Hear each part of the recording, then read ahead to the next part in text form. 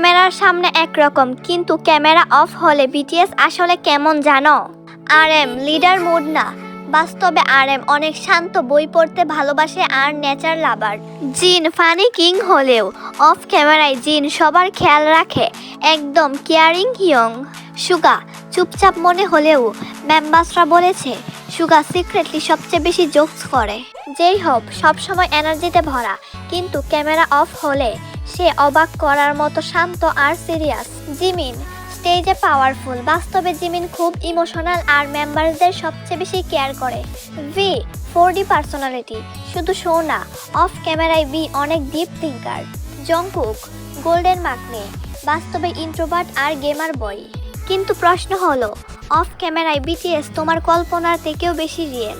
তুমি কার real personality সবচেয়ে বেশি পছন্দ করো? কমেন্টে অবশ্যই জানাও।